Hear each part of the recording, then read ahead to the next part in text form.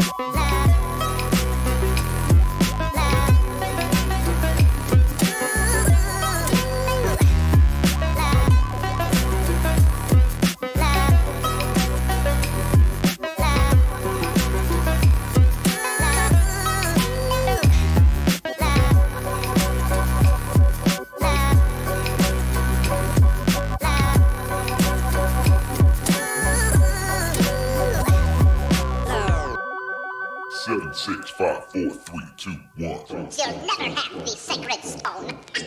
Oh, this you crazy mother.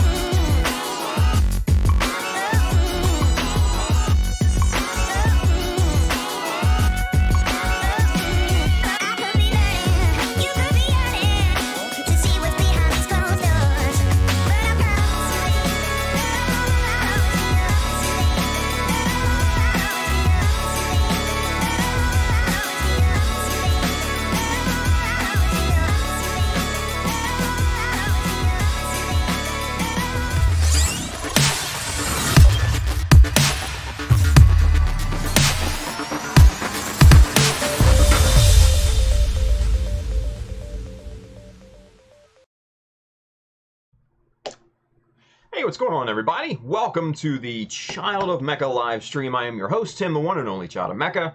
And tonight we're going to continue working on this backpack extension for the Jesta. And I think we made some pretty good progress last night. I was working a little bit over last night after the show, and then a little bit earlier today. So if you saw the 30-minute warning image, you can kind of see where the backpack stands as of now. So it looks pretty good. I'm digging where this is going, and I've kind of thought of a small redesign on it while we were while I was working on it earlier today. So I'll explain that here in a little bit. But first, let's get some things out of the way, shall we? Rocking the 90s old school starter looking Gundam shirt tonight. This is the Washington color series. And so if you're interested in this or the new hat, the new skull cap, you can find that on childofmecha.com. Hit up the store at the top, and you'll be transported to all the shirts and hats and bags and all that good stuff. Very good Gunpla apparel. So hit that up. Also, too, as always, you could win this model simply by donating a little bit of cash to the Gunpla Talk fundraiser / giveaway.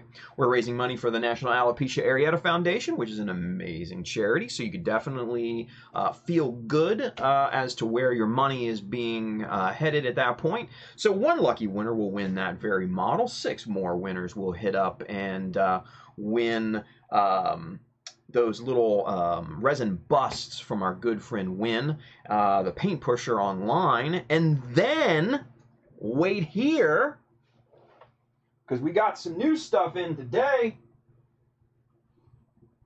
Got some new stuff, new prizes in today from our good friend Thurno. Dwidget on here on the good old YouTube there. Now, we got these in today. UPS did a little work on them while in transit. So, but we got this little guy right here. This is a good old P Bandai 144 Gundam Barbados 6th form. This is the iron-blooded coating version. So one lucky winner will win this. Very cool. Another lucky winner will win this. This is the Unicorn Gundam Destroy mode, plus 1/48 head display.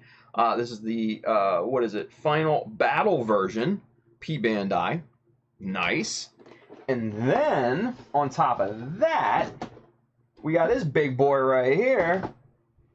Oh, look at that. The Providence Gundam, which is, you know, a very good kit. Everybody's favorite. This thing's got crazy amounts of detail on it. I was really kind of surprised by looking over this a little today.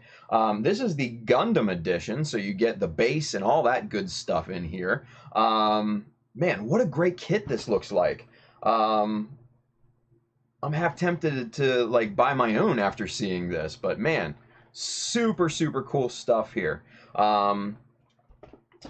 So that, I guess what, those were Expo exclusives, Dwidget? Or just maybe the Gundam, or the RX, what is it, the Unicorn? I don't know. I'm not up on the Expo and all that good stuff. So, yeah, so, hey, 3 winners will win those as well. So, man, just the prizes are piling up, you guys. And if you are into winning any of those, man, I highly suggest donating right now, because, man, this is the chances of you winning something are going to be that much higher at this point. So there's no minimum, there's no maximum. So give as much as you can. It goes to a great cause, man. And like I said, the prizes are stacking up. Literally, they're stacking up. I have a literal stack of prizes. Not figuratively, literally. So, hey, thanks to Thurno out there. Check him out, Thurno Hobbies and Games on Facebook. He was very nice to donate those prizes to us, so that'll be really cool to give away. He's the Dwidget over there on YouTube, so give him a thanks, give him a shout out, check him out and everything. And then also our good friend Ace Schultz in the chat, he's going to be sending us some stuff here as well. He says his are running late. That's cool. Hey man, you know what? He's sending us some cool stuff, so we'll look forward to those as well. So man, lots of prizes, guys.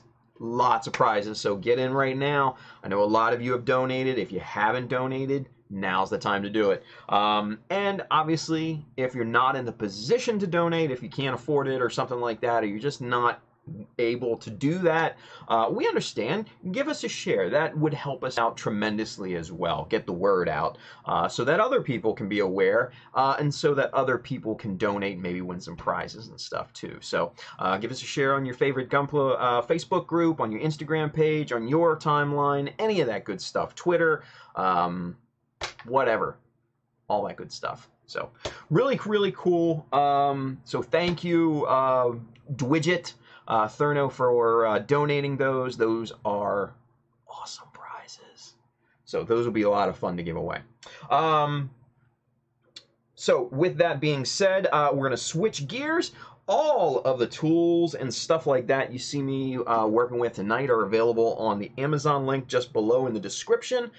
I've already sourced all that stuff out for you, and I'm adding new stuff all the time. Added my nice little chair, my $40 chair. Oh man, this thing, it's so nice. So nice, guys. You know, you put down like a $20, office mat on the carpet and everything. You just roll around in this thing and you just go, woo! So nice. My butt is thanking me so much right now. So $40 chairs, man, it's like $100 and some odd chair, more than likely. So all that stuff is in there. It's down here on the YouTube description. It's over on that side on Facebook. Check it out. We've got some really cool books to take a look at. We have reviewed books in the past streams and everything like that. So if you want to see one of those books, check out the previous streams. And we've also got the streaming gear on here that makes this very live stream possible, and also obviously Gunpla Talk as well. So beyond that, SCGMC, you guys, we're going to be out there. I'm going to be putting on a scratch build demo, and it'll be so much fun. Going to help those guys judge and everything like that. I am their quote-unquote guest of honor, whatever that means. I don't know. It started out as a joke, and then they just took it and run with it. So I'm going to have fun with it, so it's cool. So they wanted to know my t-shirt size and get the Chada Mecha logo from me today. So obviously the guys are planning something. I don't know what. I didn't ask, just because I'm going to have fun with it, and I'm just going to roll with the punches, and it's probably going to be super funny and maybe even embarrassing, but I don't care. I'm not easily embarrassed. It'll be fun, right? So we're going to have a good time with that. So definitely, if you're out in the Anaheim or Fulton area on November 10th, man, come check us out. It's going to be an awesome time. There's going to be also a ton of other great demos being put on that day. The competition is amazing. Hundreds of models being on display and everything. Just a good time all around. There's going to be vendors, and man, you get to interact with so many cool people. It's just fun for the whole family. They even have a juniors category, which is something that GBWC in the U.S. does not have. They actually have a junior category. So if you got kids or you know people with kids, bring them out, bring their models and everything like that too. So SCGMC November 10th, Anaheim, Fullerton area. Check out thosegundamguys.org or on Facebook or Instagram, definitely. So, all right, so with that being said, let's switch to two camera. Let's take a look at the book we're gonna take a peek at tonight. This is the Gundam Weapons. We're switching back to Gundam Weapons here. This is the New Generation Special Edition, and obviously, as you can see, this focuses on the S Gundam or platform, and then the kind of the Sentinel line of models. So, real quick, guys. So this right here will constitute actually the last book that we're going to be reviewing on the stream. Next week we're going to kind of change gears a little bit, and we're going to take a look at some other things, right? So obviously you guys know that I am going out to SCGMC, right? And it's expensive to get out there. So actually I have some back stock of some books and magazines and things like that that I've had for actually a good number of years back when I used to have a Diamond Select account back in the early 2000s, and I've actually just kind of held on to those things. So I want to move those. So we'll be taking a look at those. I'll have those posted to my website if you guys do want to purchase those. They'll be at a really good price, trust me, because I want to move them out. They're just collecting dust, and there's some really cool things. So wait to hear more on that. We'll be taking a look at that stuff starting Monday, so keep that in mind. But let's take a look at this one, because this one's a good one. As you can see, this the front cover page right here, this is the 1/100 scale. This is a scratch build. This isn't the master grade or high grade or anything like that. This is a scratch build by Hiroshi Isaiah, who was a pretty big popular modeler back in the day as well. So very, very nice looking scratch build. I don't know if you guys can catch these panel lines down here on the feet or the legs and everything, but man, super clean, really nice. So let's take a look at this stuff here. You got this nice kind of pull out poster here, and these are all obviously the Crossbone Gundams 1 through 3, and these are all scratch built as well. You have to remember this was before all of the master grades and everything came out, so all 3 of these are scratch built by different modelers. The Crossbone 1 there in the middle is by Kenichi Miyashita. The 2, the black one there, the Crossbone 2, scratch built by one of my favorites, Motu Osumi. And then the 3rd one right here by Mr. Yu Tamura. So, man, look at that. 3 different phases of the Crossbone Gundam, 3 different scratch builds by 3 different modelers. Man, crazy stuff, right? So let's get into this. Here's kind of a preview of what to expect. You can obviously see this is from from the Sentinel line, and here's that great cover, the S Gundam scratch built by Hiroshi Isaiah. And man, just really for a scratch build, man, this is crazy. Transforms and everything, which is nuts. You know, look at this. The shoulder folds up and all that stuff. Just, you know, crazy amount of work that went into this thing. Bomber. Bomer. I don't know how you say that. B-O-M-M-E-R. Bomer, whatever. Anyway, here's the Master Grade. This is right around when the Master Grade Zeta Plus came out. So this is actually the Master Grade version of the Zeta Plus A1. Very stock looking build for this, but man, super duper clean. You always, with the Zeta Plus, it's obviously one of my favorites. There's one thing, just one feature on the Zeta Plus that irks me so much when I see people build it, and that's right up here, the tips of the wings, right here. Now, if you have, let me zoom in so you can kind of see exactly what I'm talking about right here. All right, so right here, the tips of the wings. If you guys have ever built the Zeta Plus before, there is a hollow kind of hole right here in this in the wing cap, and then the 2 halves, there's a seam right here down the center, right? And whenever you see a Zeta Plus, a lot of times, you never see anybody fix those. So when you do, when you see this part being solid, when you see that seam gone, chances are that particular modeler is, you know, paying attention to details and stuff. So that's usually a sign of a, you know, a modeler doing the right thing, right? So again, man, this is, you know, very stock, very nice looking, very clean, especially like right in here, the inside of the, behind the head and everything like that. Really good stuff. Ooh. And here's the C1. Oh no, well this is C1 colors. This was before I think the C1 came out. So this is still the A1, but just in C1 colors, obviously. And then here's the full armor Zeta, the Faz. Really good stuff. And then here's a nice scratch build Gundam Mark V. Really nice. Really clean, too.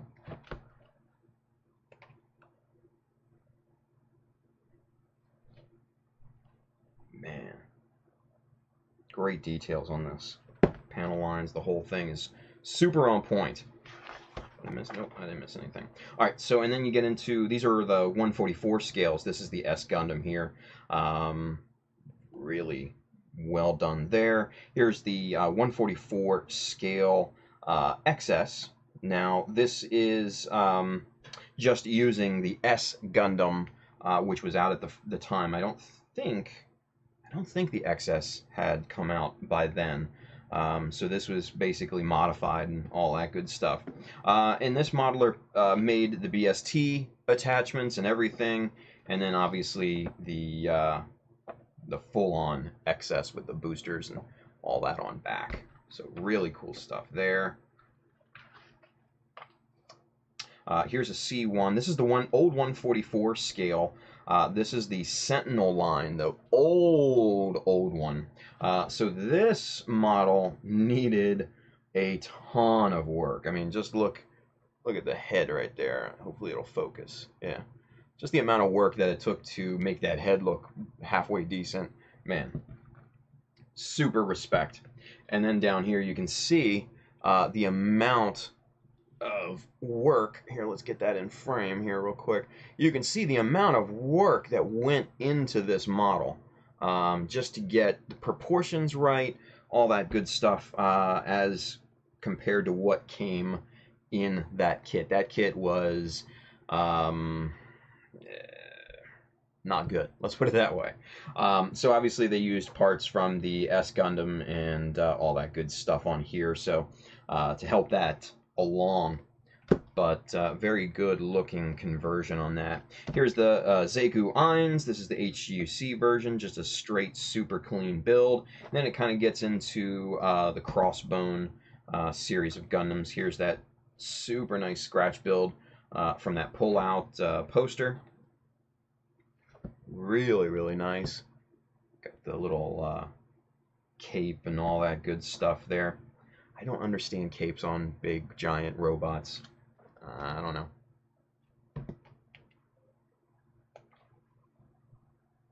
Here's the X2, getting into the X3. Really nice. And then you kind of get into some weird ones. Here's a 1/100 scale master grade. This is a conversion from the Ground Gundam. So this is not using like a kit or a conversion kit like I did. This is just a straight on conversion. So really, really nice work. This is another one by Hiroshi Isaya. So really nice work. Gundam Pixie, that's coming out as what? I think a 144p Bandai or something like that very soon. But this is a conversion from the Ground Gundam and the GM Quell Master Grades. These are, this is a 100 scale, by the way. So yeah, just really nice conversion work on that. High Mobility Easy 8. This is the high grade. This is a 144 scale model. Man, a lot of work went into that. All of this structural tubing and everything that went into this, that all had to be scratch built and everything. So, man, crazy respect for that. The Mega Zeta, bordering on double Zeta. This is a 1/100 scale. This is a conversion from the double Zeta Master Grade 1.0 and then the RX-78 Mark II 1.0, because this was before 2.0s came out. So really kind of clean, interesting work there. You've got the D Gundam 3rd here. Interesting little 144 scratch build. Always respect the scratch built stuff, man. Super nice. And here's a here's a good one. 1/100 scale Zai Gundam. Man, if you guys understand the scales and the sizes of things, this is a big model. This is actually using the RX-78, the RX-93 New Gundam 1.0 frame. You can kind of see the little bit of it down here on these two pictures, but as you can see, all the armor, all the outer armor and everything is just completely scratch built out of plastic sheet and everything. So tons of work went into this thing, and it's just really quite nice. Just crazy how these guys got into building these things from scratch. Nice silhouette Gundam here. Again, 1/100 scale. This is the old silhouette plastic models. So these are a lot of work. F90, the other another one from back in the day. You can kind of see down here in the corner the stock model to the fully finished model here. So yeah, a ton of work went into that one, it looks like, too. And got the flight packs and everything like that. And then you have the RX-78 Gundam variations. Again, this was back before the 4 and 5 came out in master grade form, because both of these are 144. These are based off of the high grades. So, man, and they look like their master grade counterparts, really. They look really nice, right?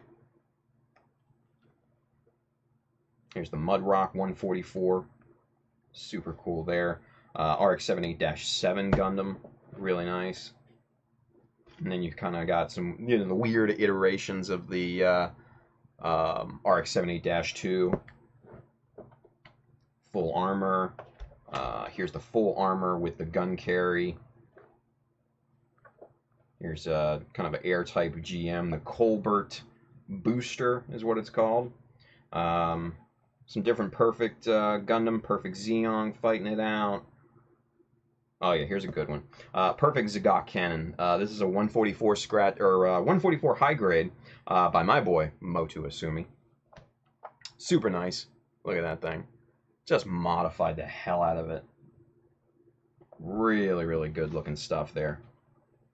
And you can see the work that he puts into his models and his pieces and everything. Man, such respect. Such respect. And then some different, Perfect Gundams and stuff like that. Here's a full armor Red Warrior. Musha. Nice little looking heavy Gundam there, master grade. And then you got your typical write-ups in the back, all in Japanese. So, nice little book, all things considered. Gundam Weapons, New Generation. So go pick it up. Good stuff. All right, let's go back to camera one. Let's get caught up with everybody in the chat, shall we? Let's start over there on Facebook first. Looks like Tim Nelson's with us. He says, what up? What's going on, Tim? And then we've got some other gentlemen, looks like over there in the chat.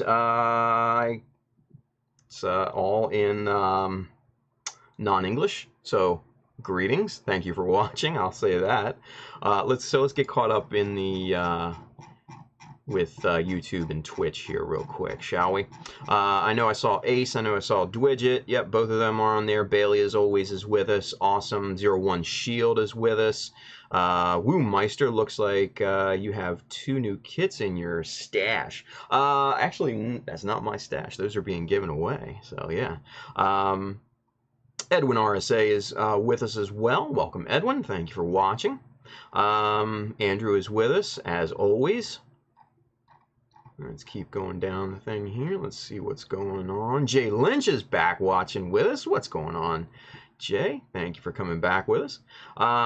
Excuse me. Let's see.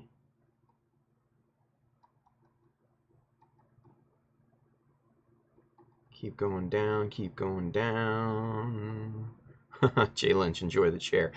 Trust me, dude, my butt is definitely enjoying this chair. Let's see.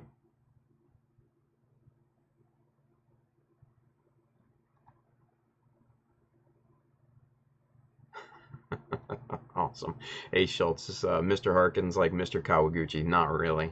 Not really. Good stuff there. Kurt Hill's with us. He says, sweet, would be interested to see what books are available. So the books that I'm putting on the website probably over the weekend. So just keep an eye on that. There's some cool art books that are no longer in print. And like I said, all of these things have been sitting, just kind of collecting dust. And they're all still in damn near perfect condition. And we've got... a bunch of old Hobby Japans, Dengeki Hobbies, Ace or Model Graphics, some good ones too. We've got the ones that came with the Advance of Zeta, the small scale. I think they were 1/220th scale models and stuff like that. So a bit rare. So we have a bunch of those. I think I have one with the Titans Test Team little lapel pin, the goat. And what else? We got some good. I know I have a Gundam Fix figure. I think this is F91, still new in box, still taped, all that. And we've got some other miscellaneous things, some non-Gundam stuff. I just want to try and move them as quickly as possible, so they will be on. Will be on the website sometime over the weekend. I'll get to work on those, and we'll take a look at. Probably take a look at a book and everything like that on Monday. So yeah, so should be cool. Should be cool. Astria Kai is with us. Ooh, Zeta Plus. Effin' Tiger's with us. How's it going? What's going on, man? Let's see. Gamer Bud is with us. He says, I didn't really care for the look of the Crossbone Gundam, but the more I see it, the more I like it. Did anyone see the anime with it in it, and was it good? To the best of my knowledge, there was no anime with the Crossbone in it as of yet. Now, mind you, I can't speak for any of the Build Diver series. I don't know if it appeared in any of that, but there's not been one dedicated specifically to the Crossbone as of yet. Bailey says, quite a variety of stuff in this Gundam weapons. Yeah, and you'll kind of find that in a lot of the Gundam weapons. Some of them have models from all over the place. So, let's see. RF Aurora. Tim, how's the GM Spartan coming along? Excellent question. The GM Spartan is on hold until after the Jesta is completed, and I hope to have the Jesta completed by SCGMC, so hopefully by November 9th.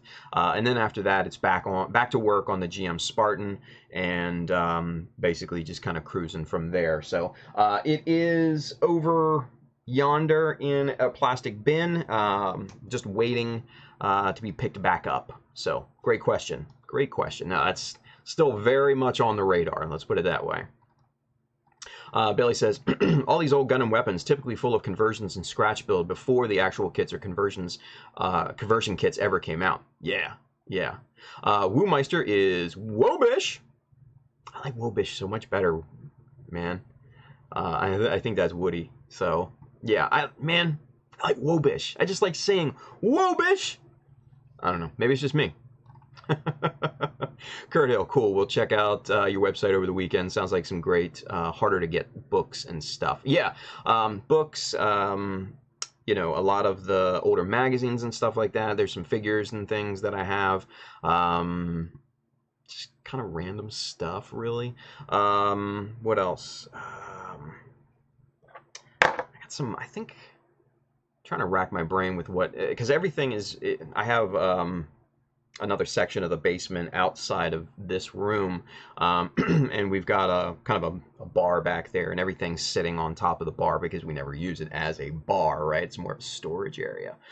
So yeah, all that's sitting out there, and it's just, man, it's getting on my nerves. And honestly, spending the money that I did to get out to California, I could probably get that stuff out of here, knock out 2 birds with 1 stone, recoup the cost of the trip to SCGMC, and clear out space and get those to good homes, right? So that's the intent, let's put it that way. Bailey, oh yeah, I'll be interested in those AOZ Dengekis and some of the model graphics. Yeah, the model graphics, I didn't buy, like issue after issue of the model graphics. I bought kind of like specific ones. And this was, like I said, this was back in like in the mid 2000s, so 2004, 2005 era. So obviously those magazines are going to be very, very hard to come by.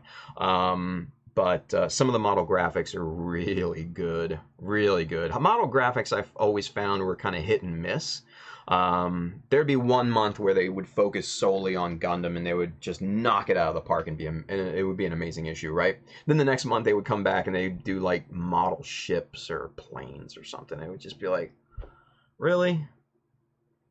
So, model graphics, yeah, it was kind of hit or miss. Hobby Japan and Dengeki back in the day, man, they were always on point. They always had Gunpla kind of locked down. It was once in a blue moon that either one of those didn't focus primarily on, you know, the popular Gunpla of the day. So, yeah, look for those. Those will be interesting. I think you guys will like them. So, Jay Lynch, quick question. I got Mr. Mark Setter today from the how to use, from the how to use instructions is like a liquid adhesive, right? Basically, yeah. So basically, Mr. Mark Setter, decal set, all of those things are essentially like an adhesive, so to speak, for water slide decals. What I normally do is once I release the decals from the paper backing, separate that out, and I'll have like a little container of Mark Setter, and I will dip the entire decal in Mark Setter and then lay that on the piece that I'm putting it down on. Excuse me. And then after that, kind of dry that off and kind of put that off to the side. Once I'm done decaling for that night or that day or whatever, I'll put all of the pieces into a food dehydrator and I'll leave those overnight. Come back the next morning, take them out, let them air dry for another like day or two at least, because you want to make sure any liquid is evaporated 100% on those things. If you do still happen to get silvering or anything like that, just, you know, with a really, really brand new hobby knife or something like that, just kind of poke the little bubble in those decals and then spread on some decal softener. So that's basically how you would use that, or at least that's how I would use that. Some people do it a little bit differently. Actually, probably most people do it a little bit differently. Some people, well, most people would remove the decal from the backing sheet and then use a brush and kind of put down a drop or two of Mr. Mark Setter, and then they would put the decal over top of that. I like my way. It works. And I don't ever get silvering, so I don't know. Anyway, let's keep going here. A. Schultz, I think Crossbones is owned by another company. I don't know. Okay, so Bill Divers, EP22, the Crossbone full cloth showed up. Okay. RF Aurora, good to know, Tim. Awesome. Captain Weirdbeard, Tim, will you be streaming painting the Jesta? I don't know. Might be boring, right? I mean, I wouldn't get to interact with you guys. And you guys wouldn't hear me talk, because if I had the camera near the spray booth, I think my voice would be drowned out by the fans and everything. So I don't know if I would stream the act of painting, but definitely, you know, all of the middle steps, like the masking and everything like that, that's going to take some time, obviously, because there's, you know, heavy details on this thing. So I think all of that definitely, because then I can interact with you, answer any questions, things of that nature. I think painting is something that's not, I mean, at least the act of painting is not really all that hard. So I just don't know. I don't know if it would translate to a great time. I don't know. What do you guys think? Forgotten Strings. Wait, what's the topic at the moment? Just got here. We're going to continue building the backpack extension on the Jesta. We just kind of took a look at a book and all the cool prizes that came in today from Dwidget and everything. So we're gonna keep doing that. So thanks for watching Forgotten Strings. Fudabayoe is with us. He says hello. What's going on, buddy? F and Tiger finally got the kit for one of my favorite suits, the Gabthley. Nice, good kit. Good kit. RF Aurora, with Samuel Decal no longer making custom water slide decals, do you have somewhere new to go, Tim? That's from RF Aurora. A friend of mine has the ability to print white decals. Not necessarily full color decals, but there are some other places online that will do custom decals. Off the top of my head, I can't remember exactly which ones are out there. There's a few, but not many. Not many. So I really want to try and take a look into the HiQ custom service, because HiQ, the makers of amazing decals and some awesome metal parts, they actually have a custom print service on their website. Mind you, it's in Japanese, but there are ways to navigate around that. So I'm really interested in potentially trying their service on something. I don't know what yet. I don't think it'll be the Jesta, because I'm not going to have enough time to order decals and, you know, deal with all of that or everything. So there are some out there, but, and mind you, there are better ones out there than Samuel Decal, because all he did was he just printed on an Alps printer, which it's okay. It's not great. But there are some better ones out there. So good question. Let's keep going here. Jeff Longman is with us. What's going on, Jeff? Good to have you. You have to at least show the masking. Definitely, yeah. The masking, absolutely, definite, 100% masking is getting shown, because my masking technique, I think, will blow you guys away, and I think you guys will learn a lot and take a good amount of information from the masking demos that we're going to put on and stream. So yeah, that's 100% definite, so not to worry about that. Fudabayoe, Justin streams painting. I have not caught one in a bit. Yeah, he hasn't streamed in a while. He's just kind of doing his own thing, man. But yeah, he will paint, and you know, I've watched some of his streams when he's painting, and I don't know, it's just kind of not my thing, you know. It's his thing, it's just not my thing. I don't know. Maybe try to get a feel for what everybody thinks. I don't know. Excuse me, guys. Let's see. RF Aurora, nice. I need a Torrington base decal, but I don't want to use the ones I have in my collection from other kits. Torrington base, they should have Bandai water slide decals should have Torrington base logos, because I know they have the Power GM test team, the kangaroo with the what is it, Adler's Rock or something like that in Australia. I forget the name of it off the top of my head, but that's the Power GM test team that showed up down there. But then along with it, I think they have Torrington base as well on those sheets. So you might want to take a look at that. Ask Dwidget or Ace Schultz, because I'm sure they could probably get their hands on those for you. But I know Bandai. Ayers Rock. Okay, I was close. Adler's Rock, Ayers Rock. So I was very close. Thank you, Dwidget. So yeah, so check out the Bandai sheets, because I know they have Torrington on there. I definitely know they have Torrington on there. Cool. All right. Let's see. A Schultz. Yeah, there were water slides. Yeah. I know they have them on there. I think I might have some. I don't know. I've got a bunch of decals up there. You guys would probably shit if I showed you my decal stack, but I'm not going to. Anyway, let's get to work. Camera 2. All right, guys. So let's get zoomed in here. All right. So here, this is basically what we built up kind of last night, right? So you've got this. We made this. Started to make this kind of hump back here that wrapped over. I finished that out. Finished the plating out and everything last night. So there's that. So I think it came out pretty nice. Obviously, there's some overhang down here. We're gonna pull. There's gonna be some sheeting down on this side. Also, some coming down over here as well. So that'll be addressed. But the one thing that I kind of thought about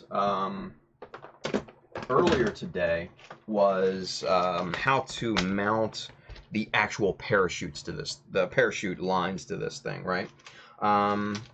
And what I've come up with is I think a pretty cool idea.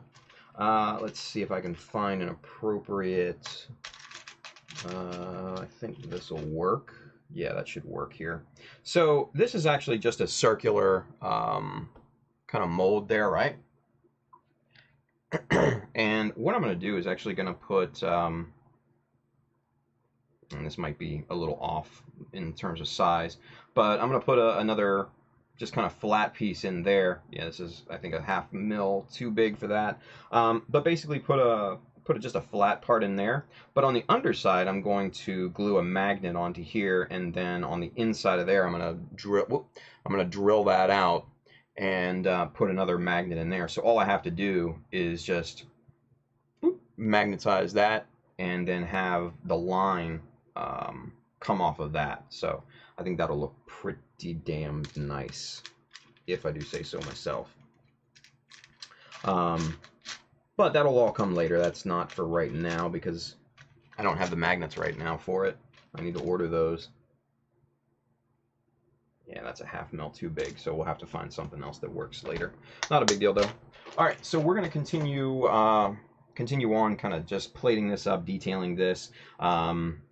Take this off of here. And as you can see, I have beefed up with some, big beefy kind of straps on this side. We're going to wrap those around a little bit on the front. We're not going to wrap those all the way, but that's basically what we're going to do here. So with that being said, let's see here.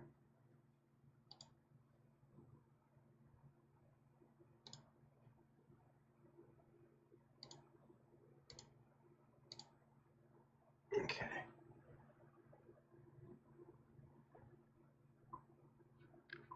There we go. We're good now. All right. So what I want to do, like I said before, we're going to start off by wrapping the pieces around here like that. But we're not, like I said, we're not going to wrap them completely. So I think what I'm going to do is just maybe use a 2mm strip, just kind of like this. Do it that way. So let's get some pieces cut here. Bring the chopper into frame. Pull that back. And now we want 2 pieces that are the same width of this strip. So we can actually use this as a cutting guide. We can just pop that in the side here and then jam up the stop block right up against it. And that'll give us a nice perfect cut that is the same width as that. We need 1. We need 2. All right, so there's our 2 pieces. There's our thickness. Now this should be pretty damn close.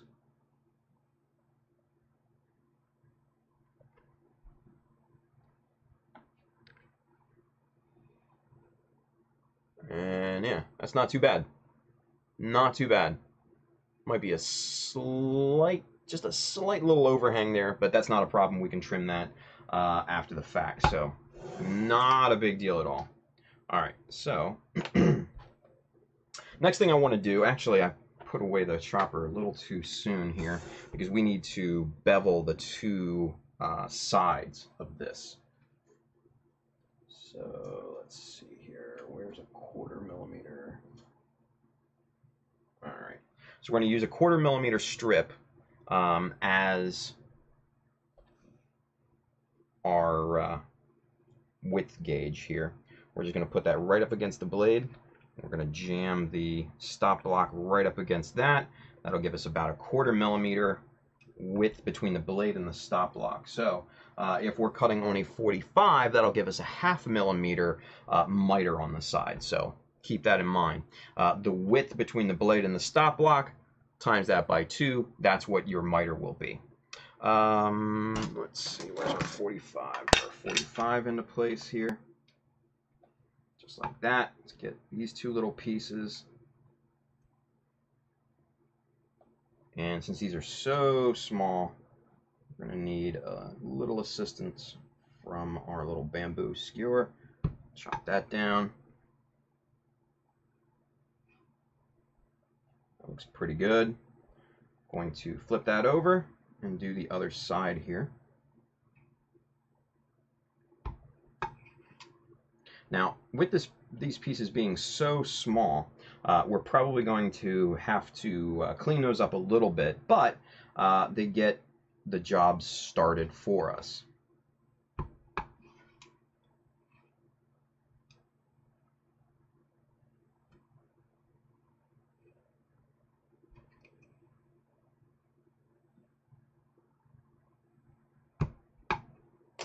Okay. So now we're going to push the, excuse me, we're going to push the chopper out of the way. We're going to put that to the back. We're going to bring these to the forefront. And so let's take a look and see how we did on these. The miters themselves are definitely not straight all the way through the thickness of the strip, which is exactly what I expected because we're taking off such little material from a smaller part. It's just what it is. There's no way around that. So we're going to need to manually kind of clean that up just a bit. So we just take our hobby knife and just kind of straighten out those cuts a little bit. Pretty simple. And then we should have straight miters all the way through the thickness of that. And we do. Cool. All right, so we're going to just basically mock this up real quick and see what that looks like. And yeah, I think that's going to look quite nice there. See if we can't get that in focus.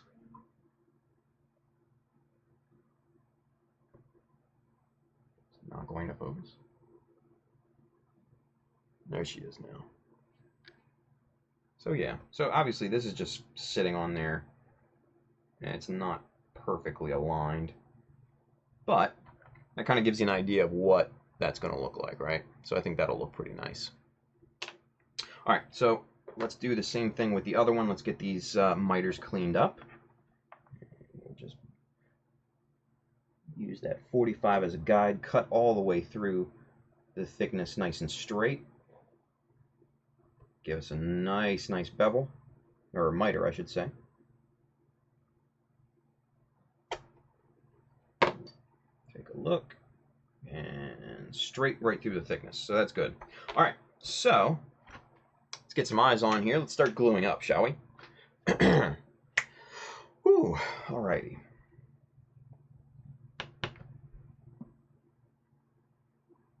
Oh, look at that.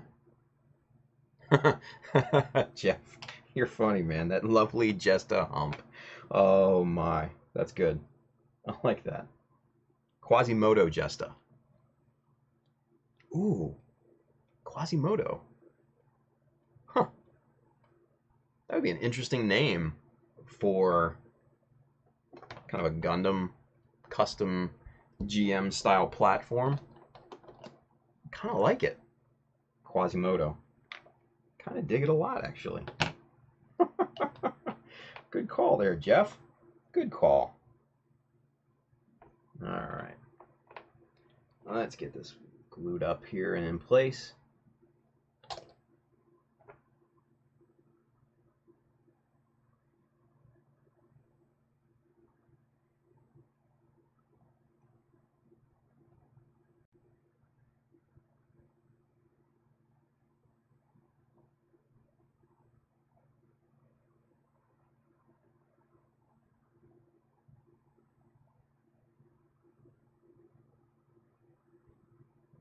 Okay. That looks nice and parallel. And we got some nice squeeze out right here on the seam. And it's not focusing. Start focusing, damn it. So we got some nice squeeze out right here on the seam, and I know that's hard for you guys to see, right? But that's going to get us a nice, clean seam right there when we go to trim it down with our hobby knife. That's exactly what we're looking for, right? So we're going to do the same thing on the other side here.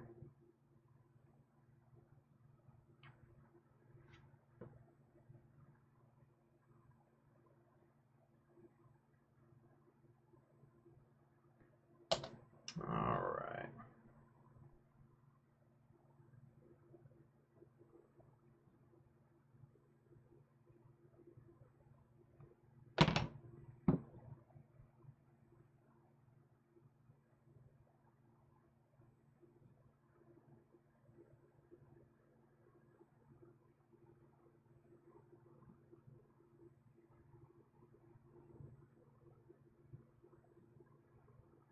Not as much squeeze out on this one.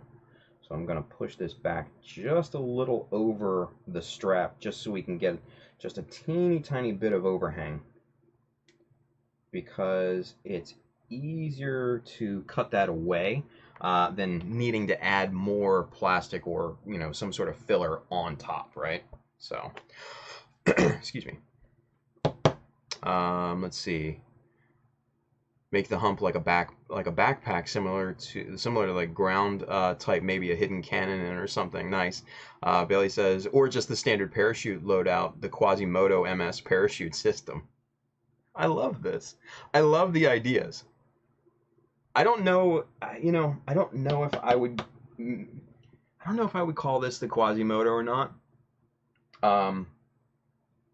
Simply because the backpack system will be modular and you'll be able to take that off. Then it'll just be a normal Jesta. Then where does the Quasimodo come into play, right? I think I would probably use it on a later one. You know, that's kind of got a permanent hump, right? Maybe, and you know what? And maybe have it be like a custom Zaku or something like that, or or a Dom. Ooh. A Dom is already kind of like, you know, kind of hunchback-like. Huh. I like where your head's at, guys. I like where your heads are at. All right, let's do a little bit of fine-tuning here. Let's make sure that we have consistent width from this thing. It's looking pretty good. I think I'm gonna have to push this side out just a tad bit more. So all I'm using is just, you know, just a 1 millimeter thick, you know, piece of sheet or a piece of plastic, right?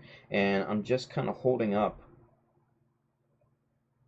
next to this minus mold and just kind of seeing where it lies, and then just gauging it from there.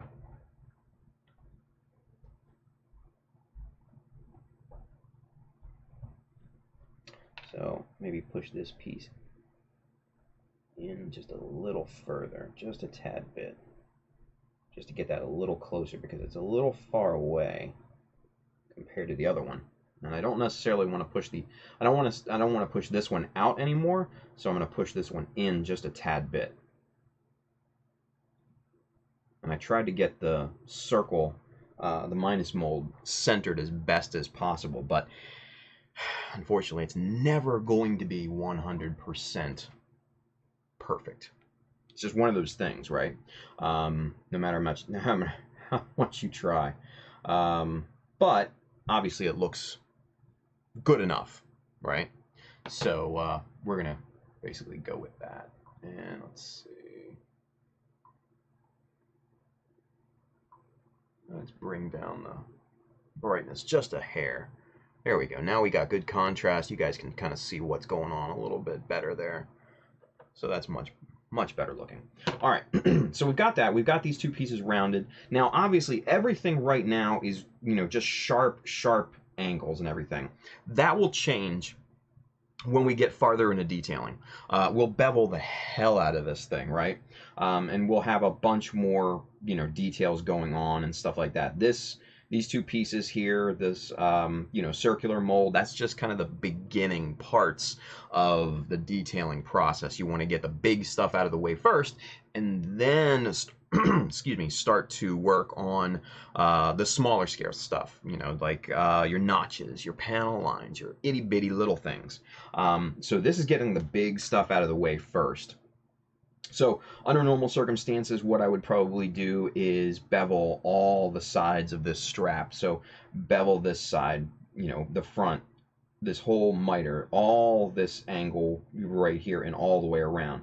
Just bevel all of that. And then also I would bevel this corner here too.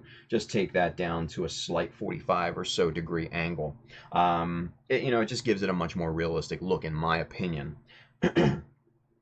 So also what we did here, tacked on a little strip right here just to kind of give that a little bit more of a, I don't know, visual breakup, if you will, right?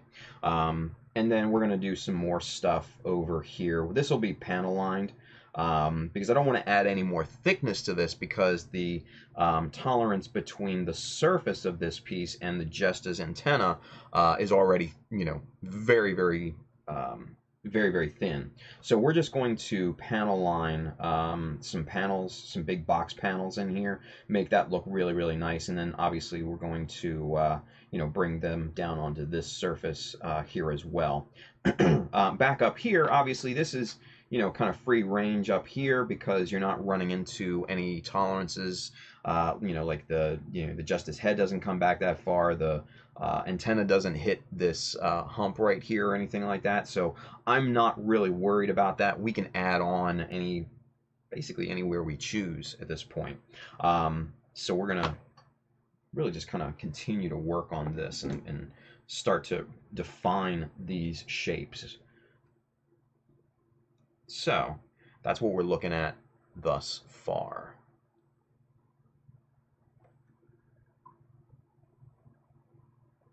I want to focus. And of course it doesn't want to focus. Come on, you. There we go.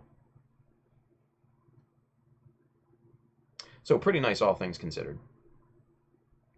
And then once I get the magnets in here, those will just basically suck this down right onto the surface and it'll be nice and super, super flush. And I think what I'll do too is also build out the sides a little bit more. Nothing crazy because I only have a maybe 3-4 millimeter, you know, space to work with here, because the you know, the shoulder swing arm is located on this side, and I don't want to necessarily interfere with that. That goes inside, you know, like that. So that will be important. Right? All right. So, let's continue. All right. So what I'm going to do next, what can we do? What can we do? What can we do? What can we do? Maybe want to do something on the top here and maybe do something on the front. But first, before we do that, I just thought of this. Let's see what we need to do about extending some panels down in front of these, especially in front of this, because this hangover is so protruded right now. You definitely need something in front of that. Damn it, focus. Camera's killing me right now. There we go.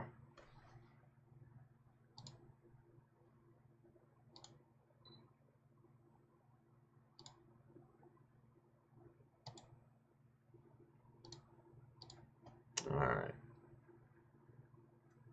So, here we are. All right. Let's see. I think. All right. So there's 1 millimeter thick, right? Let's see what 2 millimeter thick looks like. And it looks like 2 millimeters is going to be the way to go on this. And that angle is actually almost perfect. Ooh, boy. That'll wake you up in the morning. Morning. So, let's take the Jesta backpack off of the actual kit here, and let's get some tolerances gauged up here.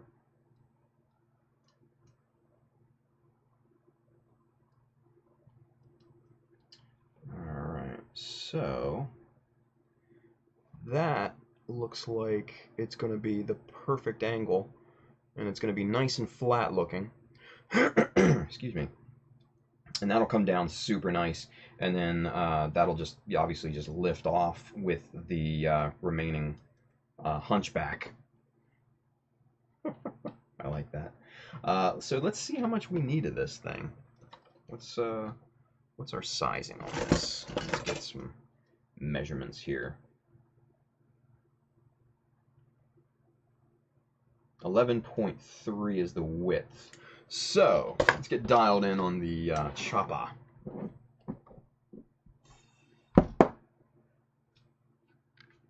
Okay. Get that out of the way, get that out of the way. L square, L square, L square. Here we go. All right, so 11.3, or just over 11 millimeters, is essentially what we're going for. So I'm going to bump this out to 11, about 11 and a half or so. That'll give us enough kind of room to play with if we need to do sanding or refining and stuff like that, right?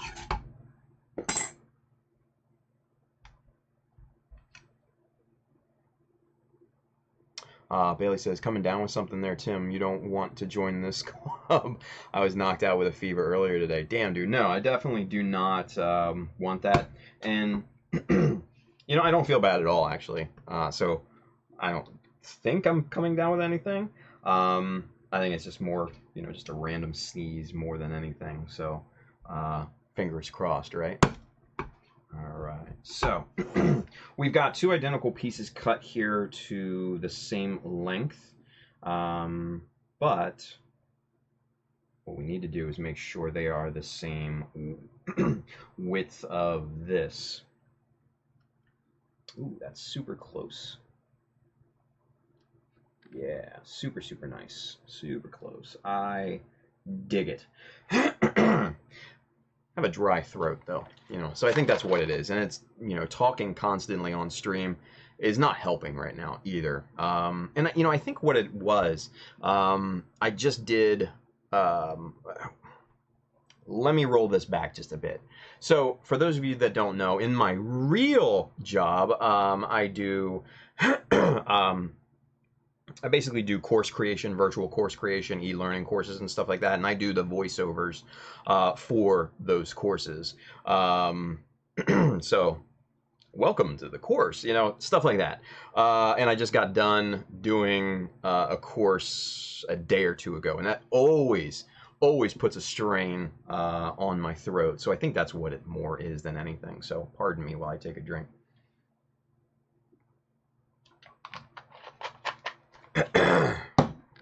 Much better. Much better. All right, so let's get these two glued. We're going to do super glue for this because we want this to be super quick, and we need to sand a bevel down on one side to fit oh so smoothly up underneath of this hump. Excuse me. So we're going to grab this with our tweezers and sheesh. And guys, one thing that I cannot stress the importance enough is a good pair of tweezers like this. These are by Eck Tools, and these are just little craft tweezers, but man, are they freaking amazing, right? Just little reverse grip tweezers. I've had these for so long, obviously, you know, I've worn out the grip on this thing. And I like these so much that I actually went and purchased a second one, just in hopes that they don't discontinue these at any point. So yeah, what great tweezers these are, dude. So they make handling pieces and parts and everything just so much easier. And you can get super glue on these things, scrape it off, the whole nine. It's just, they're resilient and they're just workhorses for me. So really, really love these things.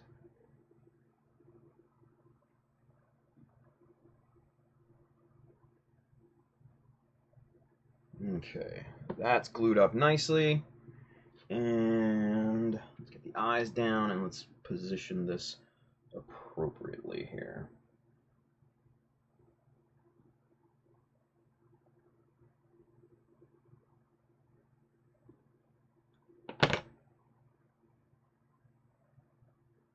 Gotta work quick, gotta work quick. Alright, we're gonna pull out the pull out the calipers and do that trick that I showed you yesterday to align two pieces. Nope, it's locked in already. Shoot. But let's see if we have some play on this. Yeah, we've got about maybe a 1/4 millimeter to play with and trim off. So let's see what we've got here. Let's see, because what I did was basically it didn't glue up perfectly square on this thing. So we're going to have to take a little bit off the sides. And what I'm afraid of is we're going to have to take off a little bit too much. Yeah, nah, I'm not even going to worry about it. I'm just going to keep it moving. Let's see how much we need. Oh, that would be actually better. Yeah, I think this side strip would actually be better for the part that straps down. So that actually might be one of those happy accidents. You know, like Bob Ross. Hello, friends. Welcome to the Joy of Gunpla. I'm your host. I don't know about you guys, but growing up in the 80s, I used to watch that on like PBS and stuff here in the States. And even as a kid, man, watching Bob Ross do his thing for a half an hour and just seeing him do those paintings so quickly, it just was like mesmerizing, right? So, really good stuff. And all of his shows now, or at least I think at least most of them are on Netflix. So sometimes when I'm just like, when I have a very, very short amount of time and I just need to like watch something or just chill out or anything like that, and I'll throw those on in a heartbeat and just be like, yeah, man, this is cool. It's like listening to jazz or something, right?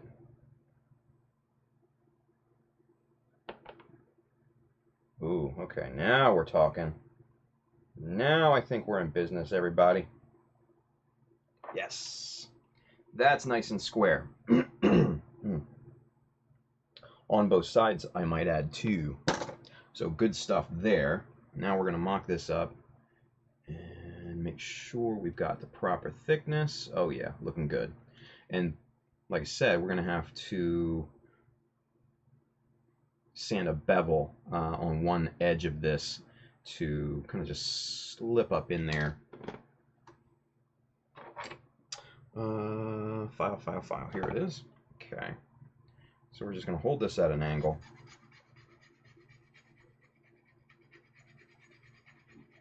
And we're just going to go to work.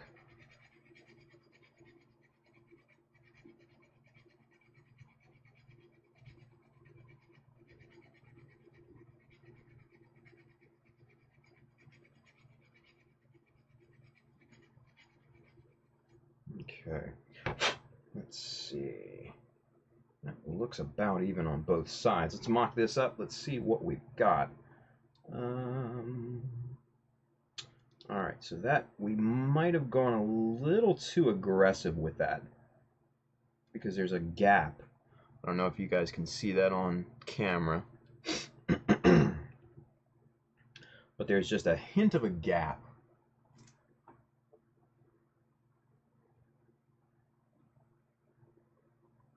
Right there. And it's pretty consistent all the way across.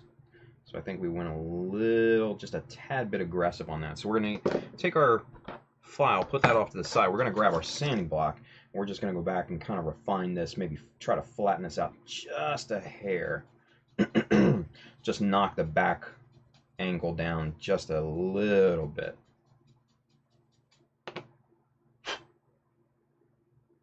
Let's see what this looks like now.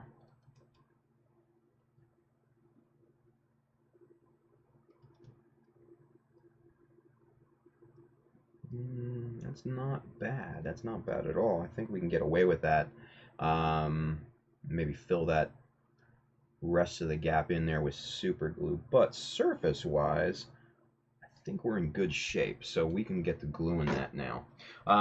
So to do that, little tape to protect the surface of the actual model. Just gonna drape that down and around, just to make sure that glue doesn't stick to anything that we don't want it to, right? So let's slot our piece back in here. And with our tweezers again, we'll just grab this thing right on the sides. Actually, before we do that, let's just refine the sides just real quick. Even those up. Make it look like one seamless piece.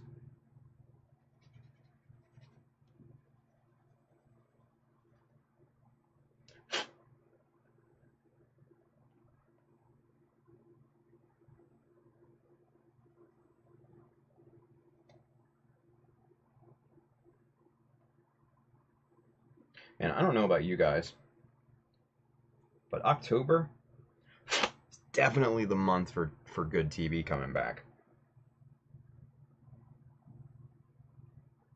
And it's when all of the trailers for new movies come out too.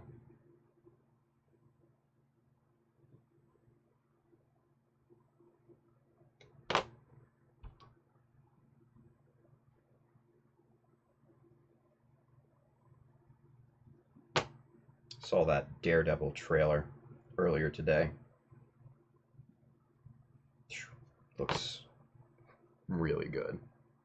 Oh yeah, there you go. A. Schultz, Daredevil season 3. Yeah. That's what I'm talking about.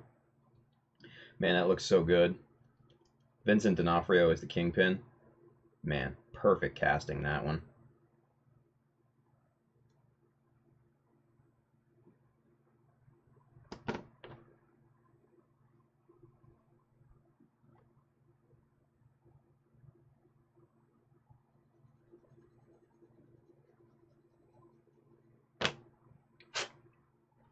And I love how they're hinting at Bullseye in that too. So that should be fun.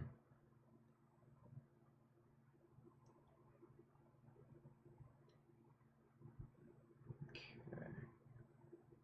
Let's make sure that this is nice and square first. That's going to be my main worry right now, is making sure that this thing is square, and I'm not sure if it is. Let's do a little bit more refining on this bad boy.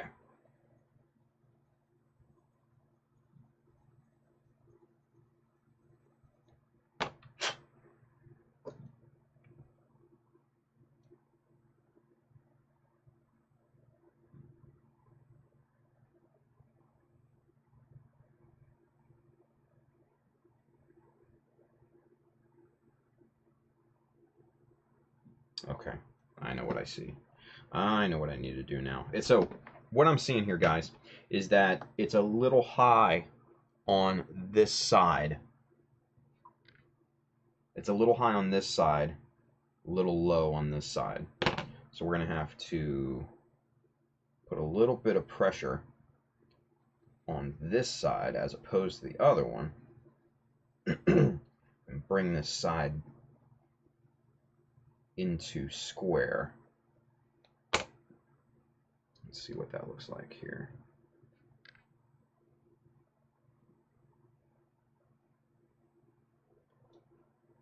Still a little off. Okay. Let's see. GamerBud, after seeing the last trailer for Titans, I'm hyped for that. It looks interesting, doesn't it? I've seen some reviews, some early reviews, and they say it's definitely along the lines of a Marvel Netflix series in terms of tone. But they've also said they've changed a ton of things in terms of like origins and, you know, powers and all that stuff. So I'm not sure how I feel about that, you know? I think time will tell. And honestly, I was never really a big DC guy growing up. I was always a, you know, a Marvel fan. Even though I knew kind of the lore of DC, I was just never really, I don't know, I just didn't have the appeal back in the 90s that Marvel kind of did. They were running things back in the 90s with, you know, Jim Lee, Todd McFarlane, all those guys.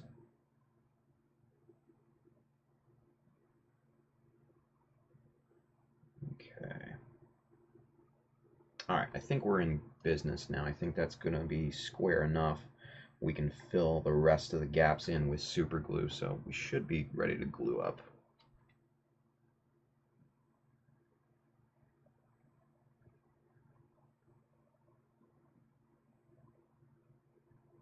Okay.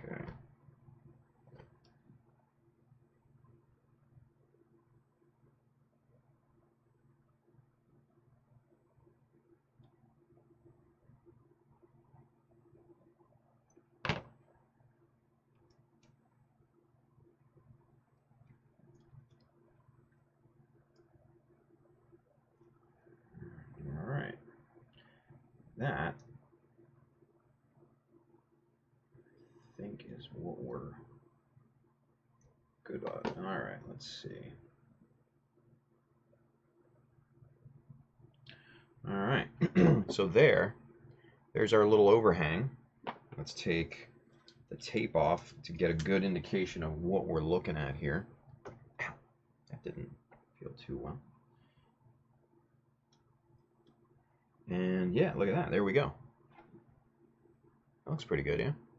Now, obviously, we're going to need to refine this shape and everything, even the transition out between these two parts and all that good stuff, sand the sides, you know, bevel this up, detail it a little bit more, but that's exactly what I need. And man, that angle is just really quite nice. Look at that. And then that just pops off, and then you got a stock backpack again, right?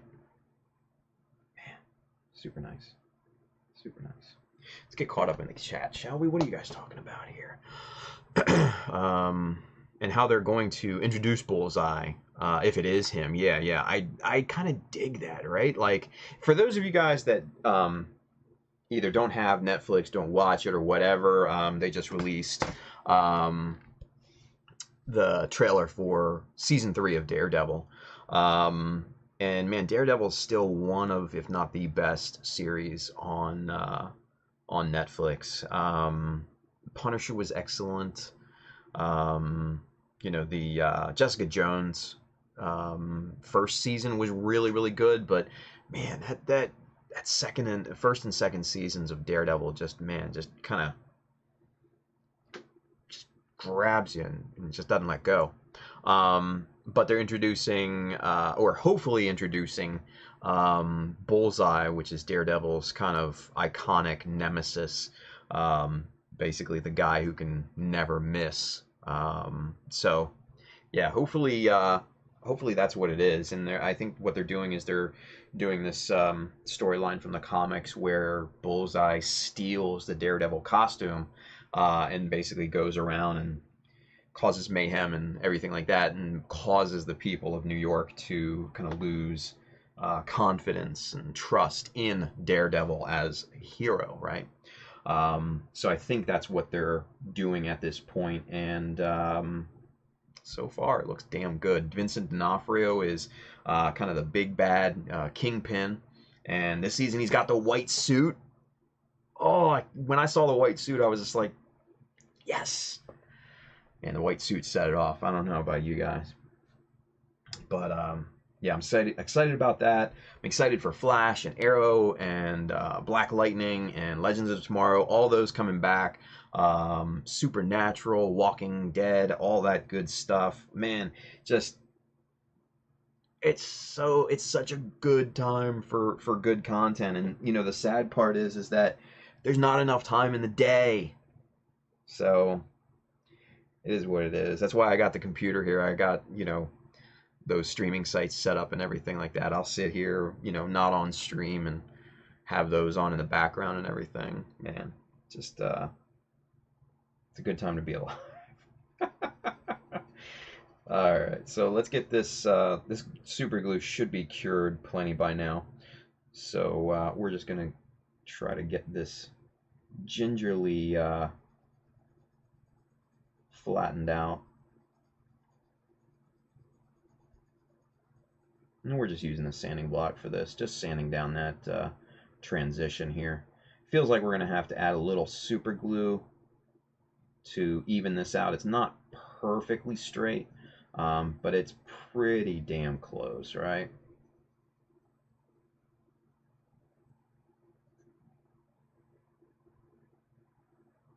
Oh, yes, thank you, RF Aurora. Doctor Who. Doctor Who's another one. Doctor Who is awesome. I love Doctor Who. Yeah, seeing female Doctor Who.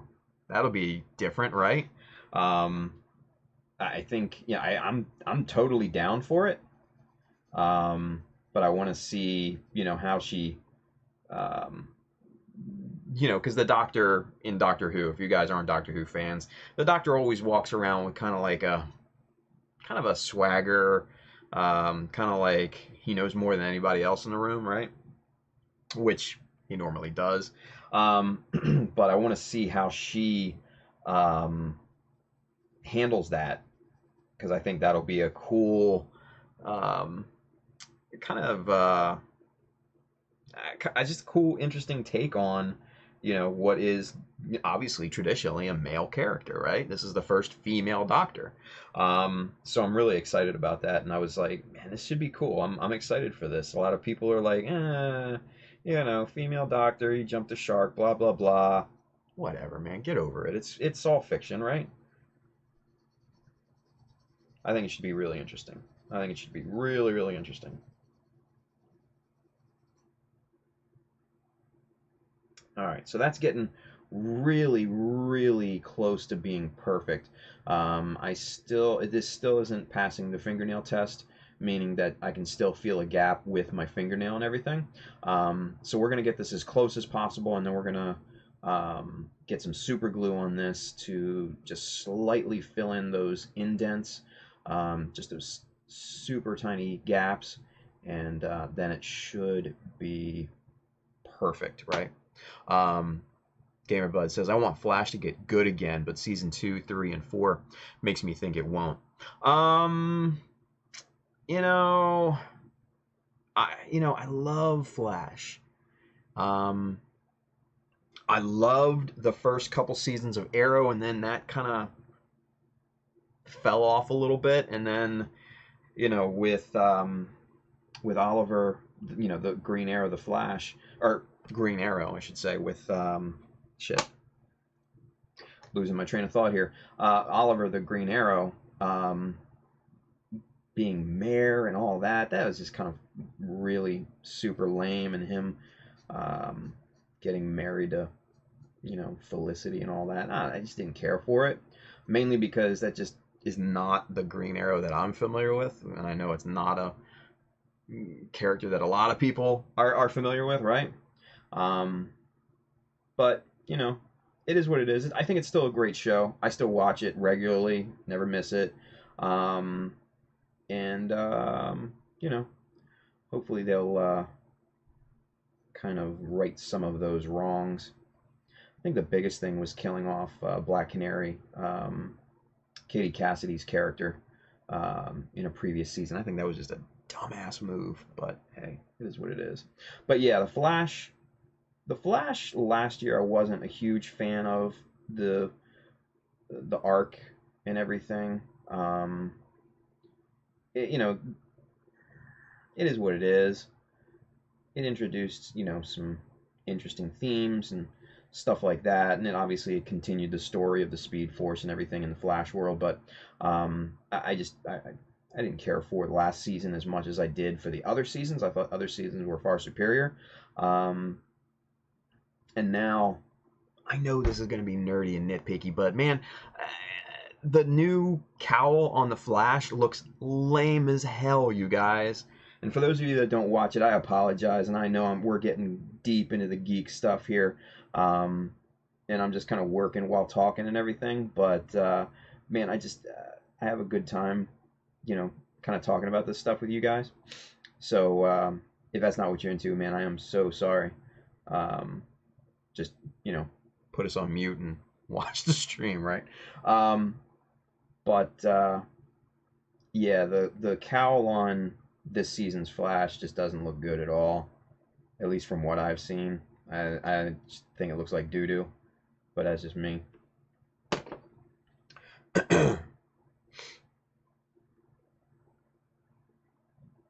Let's see.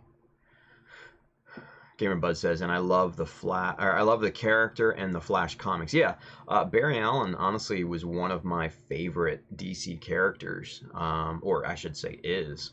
And I mean, I've got Flash T-shirts, the whole nine, right? And so yeah, I think he's a great character, and I think they're fucking it up. But who am I, right? RF Aurora, what do you think about the rumors of Batgirl showing up in the Holiday Arrowverse crossover? I think it's awesome. They've got oh god, what's her name? Great actress. She's been in a bunch of stuff before. She was in a season of Orange is the New Black on Netflix. She was in the second John Wick movie. Even though she didn't say anything, she was still awesome in it.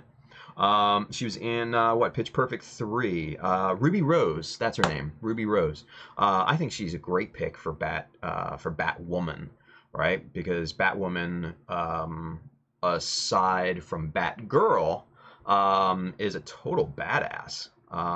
Two different characters, mind you, Batwoman and Batgirl.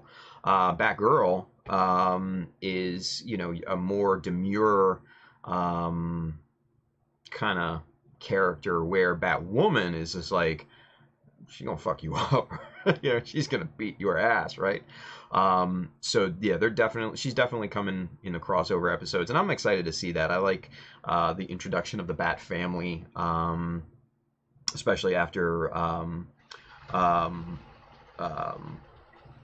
Stephen Amell said something about Gotham City in the last season, everything like that, and Bruce Wayne and everything. So I think that's really cool, kind of introduction to that. So hopefully we get more of the Bat family in the the DC shows. I think that would be really cool.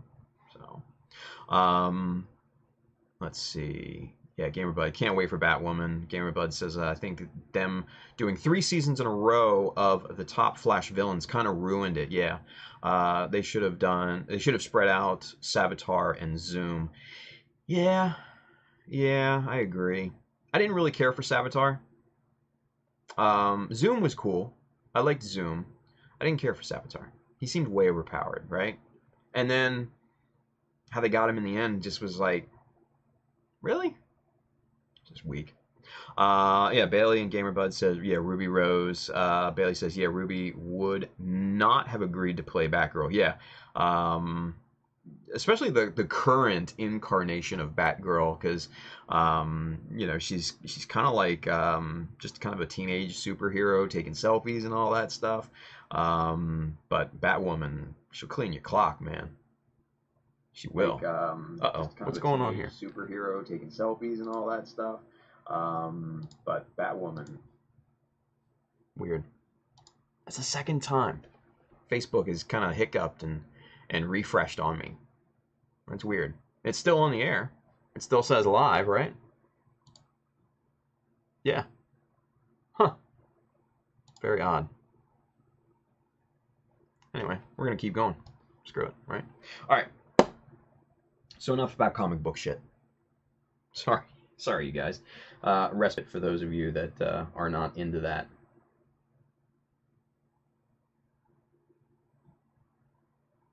All right, let's get spread out a little super glue across this seam just to fill that in.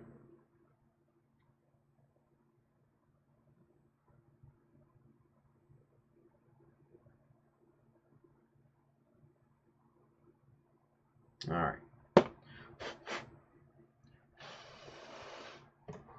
So there's that. All right, so let's put that off to the side just real quick. Let me show you what I'm working with this parachute mold. So we've got all of the lines scribed in here, right? So this is going to be our center channel, and this is going to basically be an air, kind of an air tube, right? Let's get you zoomed out a little bit so you can see this a little bit better. There we go. And let's accommodate a little bit more, shall we? Whoa, way too much. There we go. Much better. So this is what we got going on, right? So what we need to do is we need to bring in our machinist blocks, our 1, 2, 3 blocks. These are held together just by some magnets. As you can see there, just some neodymium magnets. And these are nice and perfectly square. So having them at a right angle like this will help me to get this tube perfectly plumb and 100% straight on this base, right? So just like that. That right there is perfect. So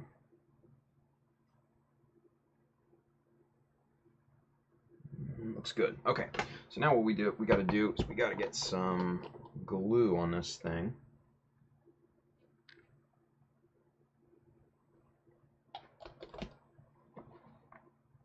And we're just basically relying on capillary action to spread this glue around the tube in this hole. Just like panel lining, basically.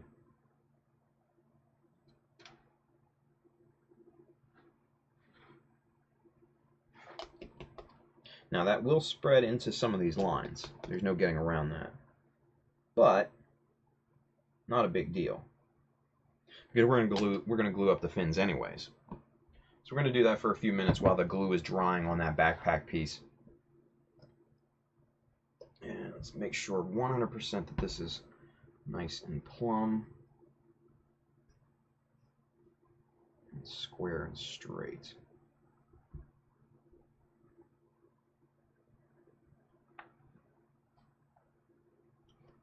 Just like that. That is perfect. All right, so what we need to do next is grab our fins. Let's start finning this up. Start populating this mold here, shall we? All right. So first piece goes in here. And it just slots right in.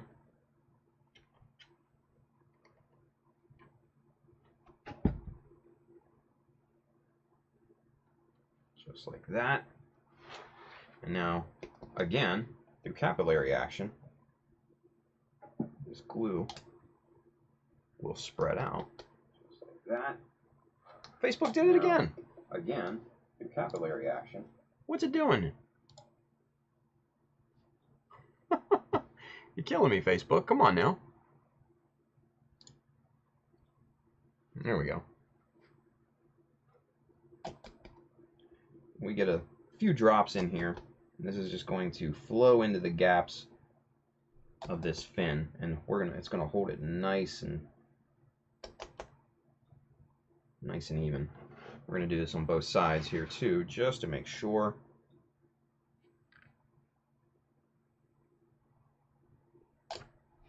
And we're gonna slide that right up against the tube. These first pieces are always obviously going to be the most difficult.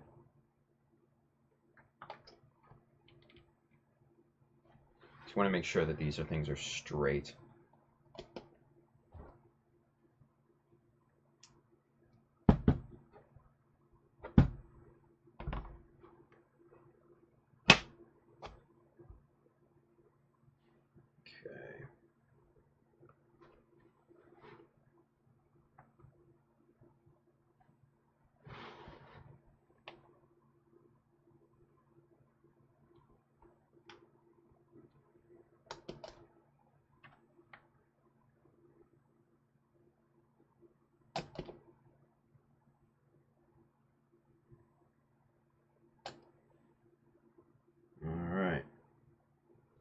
So there's that first piece. That's glued in real nice. So now, just carefully separate these two here. Now, put those off to the side. Now this is fairly straight, fairly even. And, you know, I'm not overly concerned if this is not perfectly square or straight or anything like that, because this is just going to be a mold for a parachute. And parachutes obviously are not going to be symmetrical as they're falling through the air, right? It's just what it is. So, yeah. What are you guys talking about here? Shazam! Nice.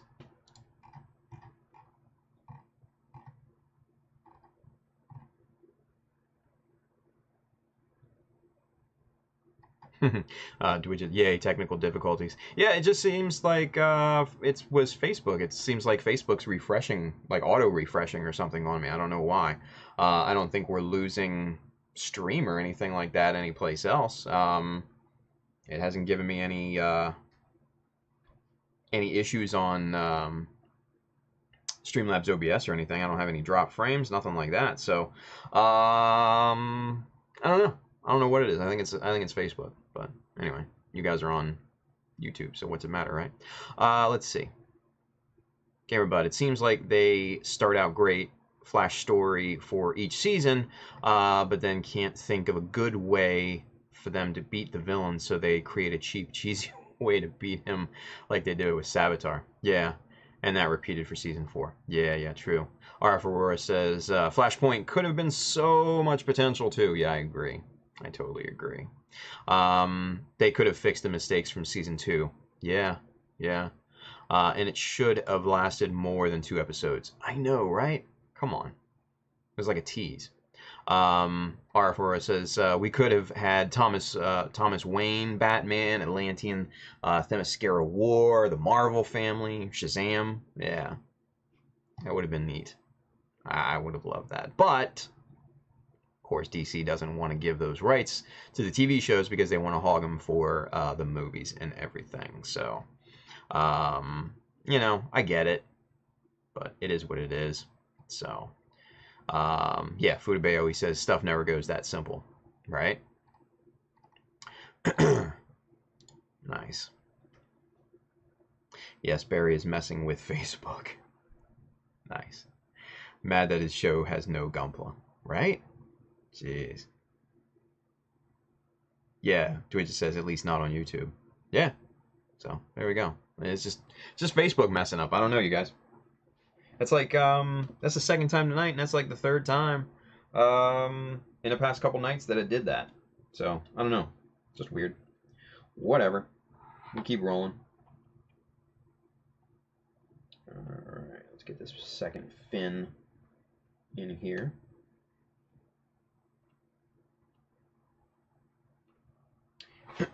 And again, capillary action.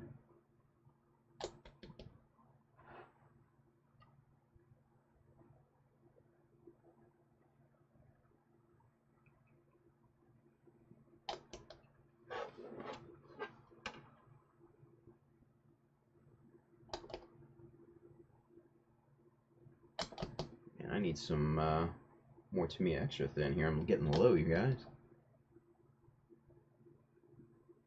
Okay, looks pretty good there. Pull this back into proper alignment.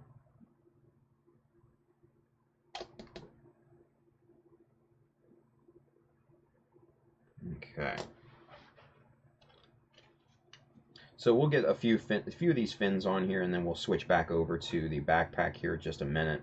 I just want to give that super glue a little bit of time to set up on it.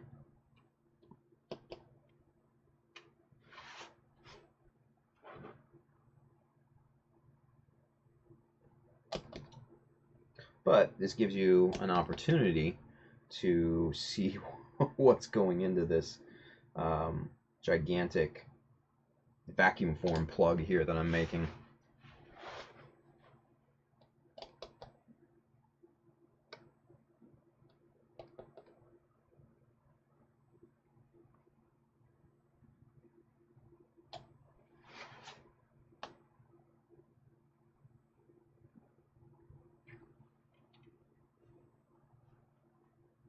Okay. So, there's 3 fins. And obviously that's going to go all the way around. That's 3 of 36. Now, one thing when you do vacuum forming, you're going to run into a problem, and I already know I'm going to run into a problem because these fins taper down. So as the air is getting pulled from this mold, it's going to taper down and it's going to lock in this mold into the vacuum form. So I'm absolutely going to have to cut one side of the vacuum form piece out to get the plug out. Not a big deal. Not a big deal for me, because what I'm going to do is kind of drape maybe a piece of cloth over top of it to give it a little bit of texture, a little bit more rigidity, and then coat that cloth in resin, right? So it's going to just basically lock everything into place, and it'll be, you know, all good. And then I can still have the shape that I wanted. So that's the plan anyways. All right. We'll get this last one glued in and we'll switch back to the backpack here.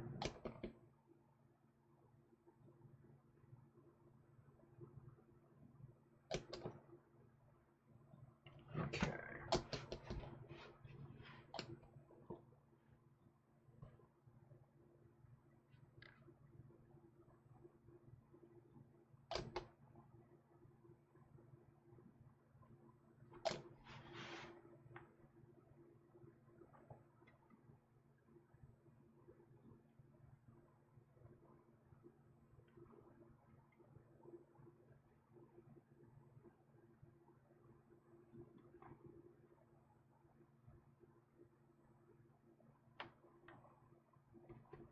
Okay, so there's 4 fins, right?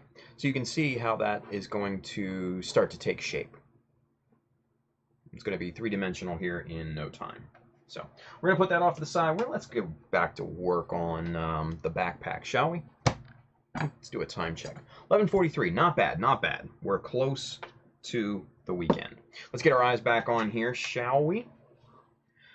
Ooh, RF Aurora, bring this man some more to me extra thin. Thank you. I agree. I agree. Bring it in. All right. So, cool. That is nice and set up, completely cured. Let's get to trimming this a little bit here. We're just going to take off just the high points here real quick, and then we'll come back with our sanding block and just even this out real smooth. Get this thing looking like it's one solid piece.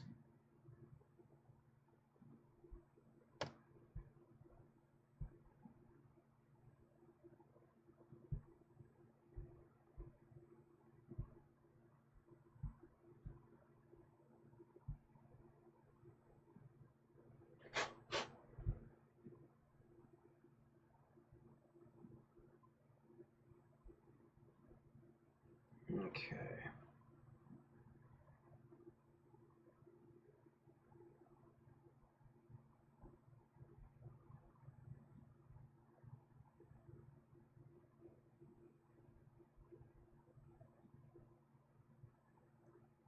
Oh, hey, if any of you guys in the chat are from down south, like in the U.S., especially in the Birmingham, Alabama area, let me know. 'Cause I'm going to be down there. I'm going to be down there in December, the weekend actually, right before Christmas, for a company staff meeting, and you know, I want to know what kind of stores are down there, what kind of people are down there, if anybody is down there. I don't even know. So, if you're watching in the Birmingham, Alabama area, let me know. Probably not, but hey. Thought I'd give it a chance anyway. Okay, that looks pretty damn good. Let's get the sanding block on the case.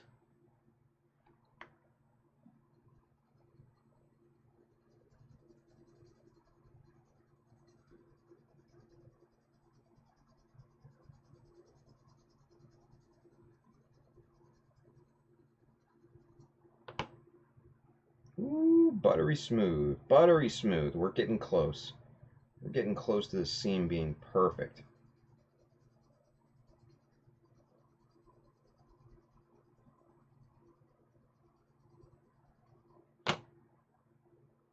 Yeah. Super nice. All right.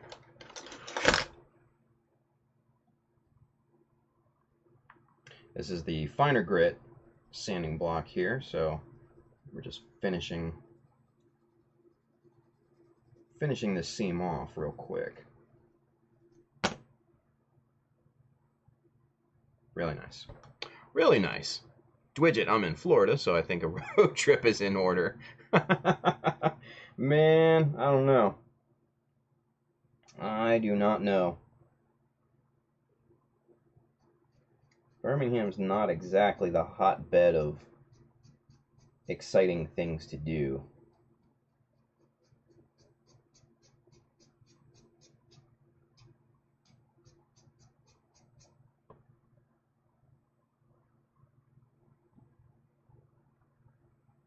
But I figured since I'm down there,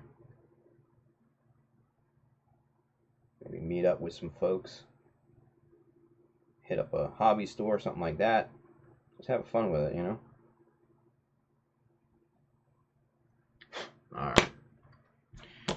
Oh, let's see. That looks pretty good. Let's get this mocked up again. Let's see where we're at. Nice and centered. Space looks even all the way around. That looks pretty nice, right?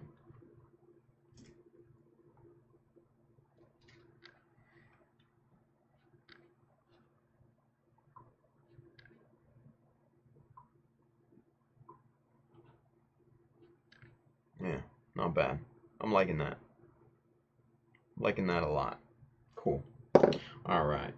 So, what shall we do next? I think some strapping over this side would look pretty good.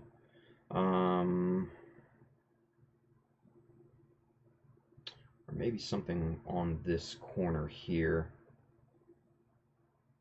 Yeah, that's what I'm thinking. I'm thinking this corner here.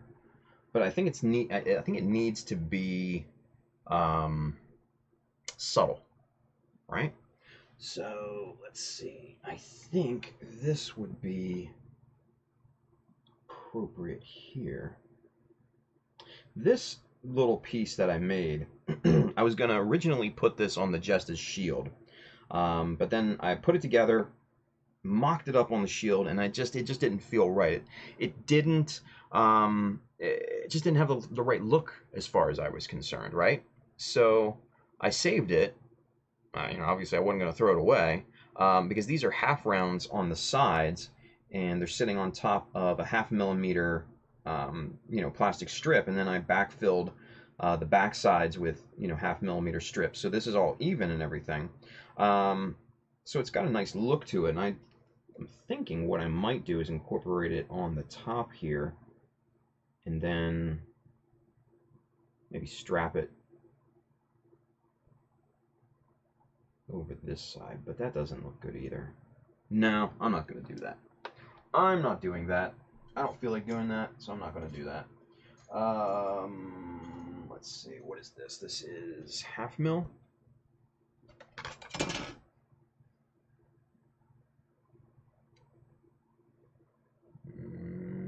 No, that's 0.4. Okay. This is 6.3, right? Yeah, 6.3 wide. So I think what we might do is maybe get kind of a big beefy strip up here and then just wrap that over just a little bit. I think that's what we might do. Let's get some measurements on this. What is this? This is 11.3 again. Yep. So I think we still have this dialed in here.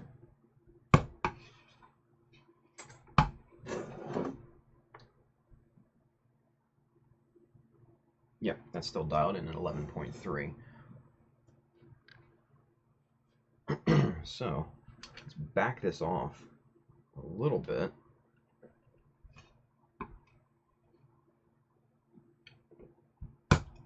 We basically take a couple millimeters off of that, and then that will slot right in there, and that'll look pretty damn nice. I dig it. All right, so let's get one more strip of that. Let's see, what do we use? Maybe 2 mil on this? Something a little bit beefier than that. Maybe about 4 millimeter. What do we say about that look? I think that looks good. Yeah. So let's use that. Put these off to the side here. All right. So we're going to use Tamiya extra thin on this because we need some a little bit of leeway in terms of positioning, right? Actually, I'm going to hold it like this.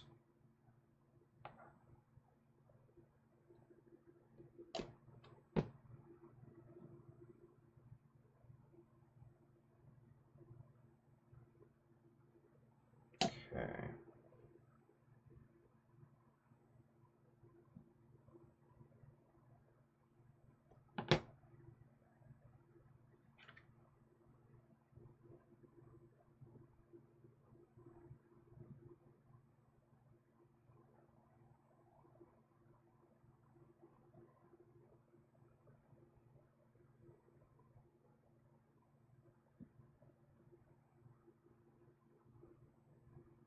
I want to get that centered up perfectly on this part here, but I want a little bit of hangover so we can trim that to the perfect angle. That, I think, looks really, really quite good. Let's get some gauging going on here.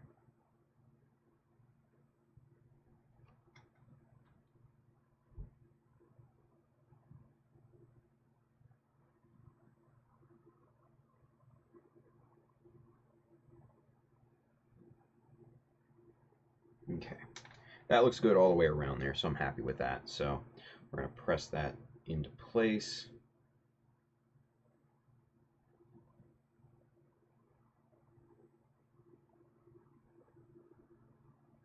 Come back and let's just trim off just a little bit of overhang on this.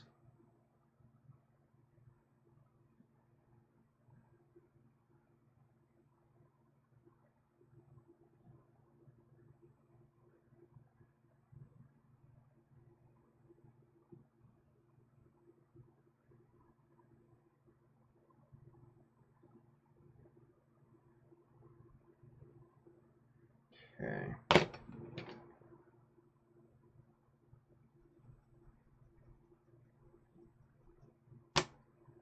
Even that out. That looks good. All right. So now what I want to do is quickly bevel. You know what? I'm just going to hand bevel this. I'm just going to freehand it here.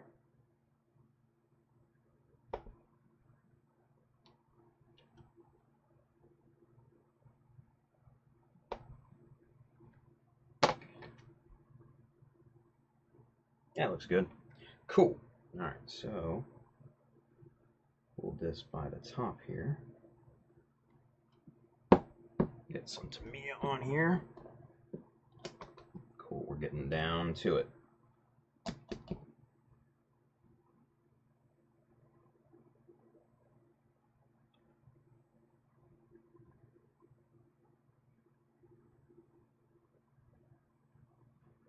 Alright, looks good there, and let's get this locked into place.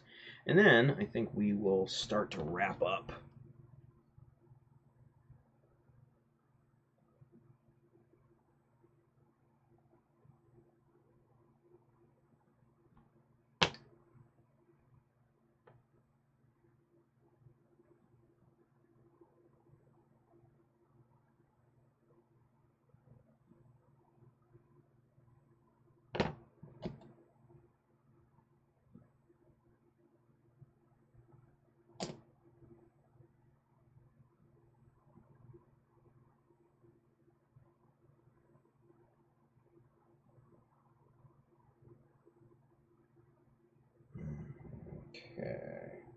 All right, so I think that's looking really good so far. Let's get this mocked up one last time so you guys can get kind of the idea.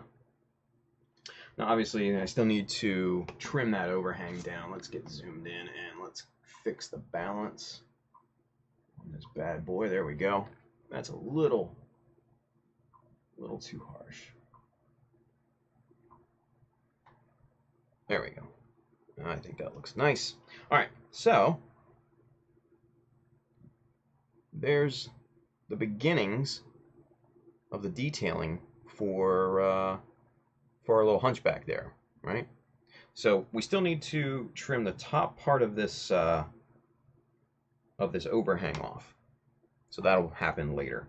But I'll continue to work on this and refine this shape over the weekend, and we'll circle back around and I'll show you what I got here on Monday.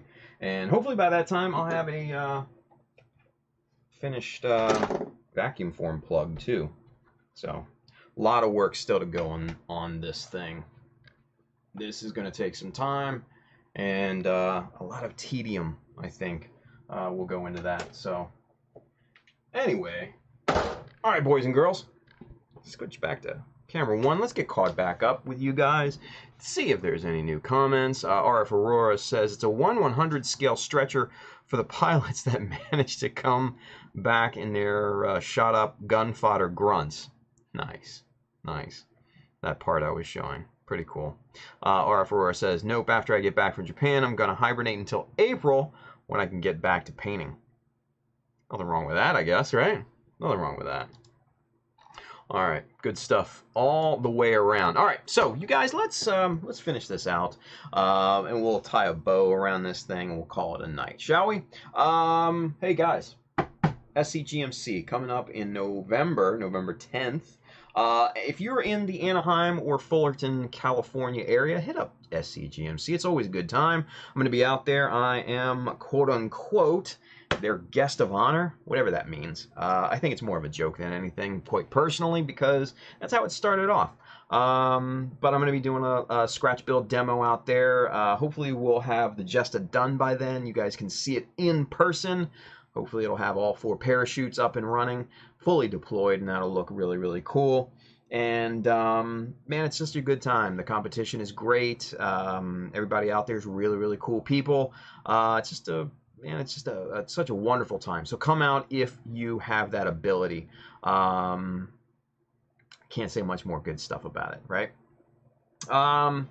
If you want a t-shirt like this or a hat like the Gundam Skull hat that's brand new, check out the Child of Mecha store. You can go to childofmecha.com, hit up the store little thingy up top, and you'll be transported to the store. You can see all the hats, shirts, bags, all that good stuff. And like I said earlier, next week I'm gonna have some additional stuff, but separate from that part of the store.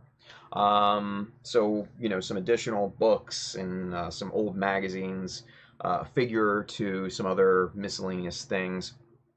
But that will be separate from that store, meaning that shipping and everything like that will be completely separate. So keep that in mind, guys. Keep that in mind. That's what I'm putting up on the new page is a special one-time thing. Right? So, but that'll be coming sometime over the weekend. We'll talk about that a little bit more on Monday when I show you some of the stuff that I'm going to be offering to you guys to sale. And that, you know, it's going to be open to everybody. Of course, you're going to have to, you know, pay shipping, obviously, you know, wherever you might be in the world. But, you know, some really cool out of print, harder to find style items. And, yeah, it should be really interesting. Hopefully you guys see something you like. I'm just trying to kind of get those moved on to a home that will enjoy them, right? Let's see, all of the tools and stuff like that here that we use today, you can find them in the little Amazon link down below, on this side on Facebook, a little bit later on Twitch. and sourced all the tools and everything like that for you guys already. Sourced a bunch of books that you can get a lot of inspiration from on there. And then obviously also too, we got the streaming gear that makes this stream and Gunpla Talk possible. So check those all out. Those are good stuff. Maybe you might find something on there that you didn't know you needed, right? Like a $40 chair. Your butt will thank you, right? And then lastly, let's talk about this guy, right? Enter to win that. Be a donor for the Gunpla Talk fundraiser / giveaway. 1 lucky winner will win that. 6 will win the little resin busts from our good friend Win, Mr. Paint Pusher. And then some other folks will win these amazing kits. Yeah, these guys from our good friend the Dwidget, Thurno Hobbies and Games on Facebook. And then also, too, our good friend Mr. Burkhanatier, It's a Gundam Sales on Facebook, is sending us some other stuff here, hopefully later in the month as well. So if you have not donated, now is the time to do it, you guys. These prizes are stacking up. Your chances of winning is stacking up. So definitely go and give to a very, very good cause. I think that's it. Yeah, look at that, 12:02. Almost done on time. Sweet. So, guys, have an awesome weekend. Build something really cool. Be safe. And we'll see you back here on Monday. All right? Take care, everybody. Bye.